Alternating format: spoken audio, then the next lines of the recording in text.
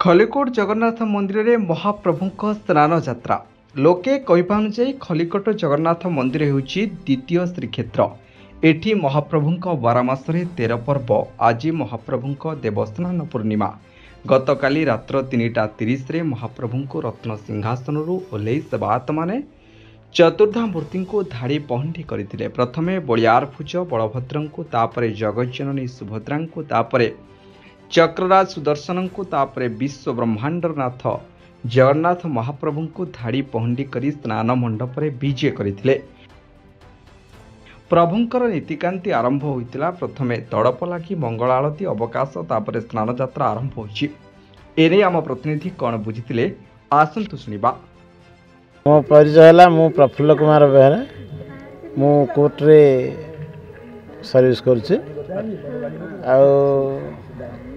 ये होचंदी चलंती दियो। ये सृष्टिर स्थिति स्थिति प्रलयर कारण।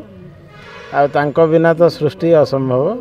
आ तांको समस्ते आश्रय करी पूरी आ ये द्वितीय श्रीक्षेत्र भाव परिचित आम खलिकोट जगन्नाथ मंदिर विग्रह देखियो जमी कमनीय नमनीय एवं मनोलोभा सेमती आको पाखरे जी भरोसा करछि सी केवे शून्य हाथ रे जायनि। से ठाकुर पाखे भरोसा करी जी दिने आसी शरण पशि निश्चय शरण रक्षण से समस्त शरण रक्षण देइचंदी।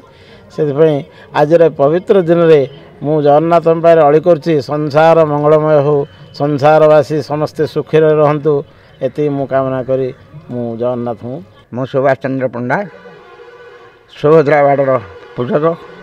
नीतिकांति उपरे कौन कह सब तो नीतिकांति भ्रष्ट है कि ना जहाँ करिया कथा वर्तमान ए जी अच्छा भी निर्भर कर जी वर्तमान बुझाबुझी कर मंदिर कमिटी स्नान यात्रा आप कौन भक्त मान देवा।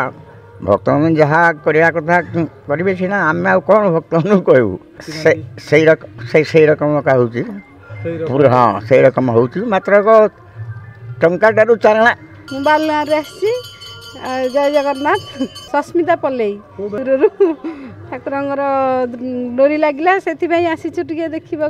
ये तो पूरी तो जगन्नाथ पुरुषोत्तम धाम सी ये प्रथम थर ये देखा भी आसी विषय किसी जानी ना जहाँ कि अनुभव करुँची पूरी द्वितीय पूरी भाई। मो नाम ब्रजकिशोर पंडा। मु जगन्नाथ मंदिर पूजक। श्री जगन्नाथ ये हूँ द्वादश यात्रा हूँ प्रथम यात्रा। ये हूँ जगन्नाथ जन्मदिन।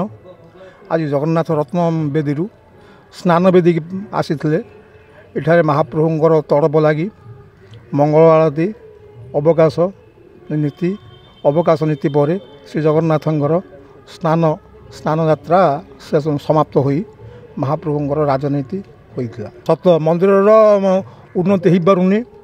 आ प्रशासन कौन से दृष्टि दौना मंदिर प्रत्नतत्व विभाग कौन से दृष्टि दौना जहाँ अति प्राचीन मंदिर ता रक्षणाबेक्षण अभाव गछ उठिकी कारुकार्य नष्ट होबार लगी। खलिकोट जगन्नाथ मंदिर ओडिशार द्वितीय बृहत्तम मंदिर।